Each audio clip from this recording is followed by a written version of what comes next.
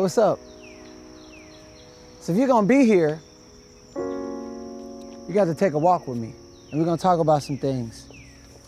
Today's topic is talking about success.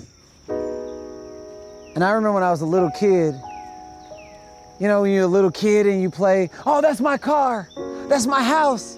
Like when your brother and your sister and everything, and you claim everything, and your idea of success is somebody with a lot of money, at least for me. Let me speak for myself and not 8.2 billion people. But I had an idea of what I thought success was. And as I started getting older, I'd be like, man, I want to have a lot of money so I can buy a house. I want to have a lot of money so I can provide for my family. I want to have a lot of money. And everything was related to money. So I related to success of everything that had to do with money. And so if you didn't have any money, in my mind, you're not successful.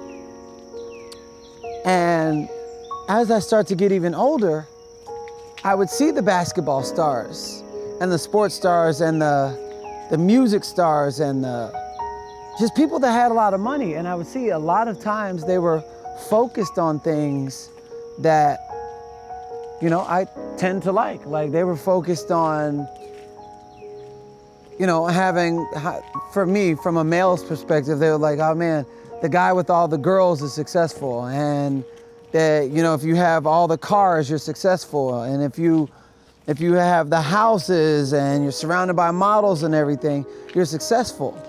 And so that's what I was driving for. And then one day something hit me because I had a friend that had all of those things. And then one day he started to do a lot of drugs. One day he drank himself into the ground. One day he put a bullet into his brain. And I remember telling myself, I said, if that's success, if that's what success looks like, I don't want it. I don't want to have to live a life where I'm focused on having so many things. And in the process of having so many things, I forget about myself. And that's the moment I realized there's got to be a different way to become successful. And I wasn't aware at that time, but I know when my friend had put a bullet into his brain, I was like, he had everything but himself. And so as I started to transform my life, you know, I lived in my car for 2.5 years and was over $200,000 in debt and wanted to kill myself. Chasing after the money, chasing after success, and putting that over everything. And I was like, there's gotta be something else.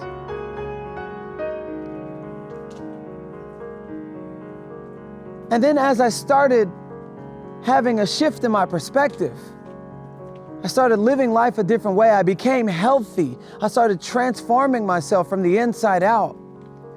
All of a sudden I felt different. And the way I felt about myself is the way I was treating other people. And the way I was treating other people was what was coming back to me. And the more I started to love myself, it was interesting because more money and more opportunities, more access to love kept showing up, the more and more I gave myself that love first. And I was still unaware. And then I remember I paid off my bills and I wanted to get the cars and I wanted to get the houses and the girls, and I got all of those things. And I remember I reached a point where I thought I was in my optimal success. And there was a moment in the silence of the night where I literally had to stop and say, this ain't it. I'm not happy right now. I got all of the things that I thought was success. I got the money. I had the 7 figures. I had the houses. I had the models. I had the cars. I had everything. And I was like, no, focus in, focus in, focus what's going on inside. How is your heart? What is in your heart? How's your relationship to your family? What's your relationship like with your daughter, your family, your daughter's mother, your mom, your aunt, everybody? What's your relationship? And I started looking at the relationships in my life, and I pretty much boxed out every single person in my life chasing after the money. And then one day I literally said, no, this ain't it. If this is success, I'm not gonna live life in a way where I put a bullet into my brain. And you don't have to put a bullet into your brain to mentally put a bullet into your brain. The cemetery is not where you see the most dead people. It's where you walk around outside and you see people with something that's died inside of them. That's their soul. And that's when I realized, if this is a success, I don't want that. I realized I was patterning success off of somebody else's goals instead of defining my own. And so I would see moms and families and dads and sports stars and people that were really happy. And I would ask them, why are you really happy? They said, because I'm doing everything that I love. And so in that moment, that's when I realized I knew what I wanted for success. Before I go to sleep at night, I want to be peaceful. I want it to be peaceful. Peaceful. No voices in my head. Free of debt, free of fear, free of doubt, free of worry. And I just wanted to be silent before I lay my head on the bed.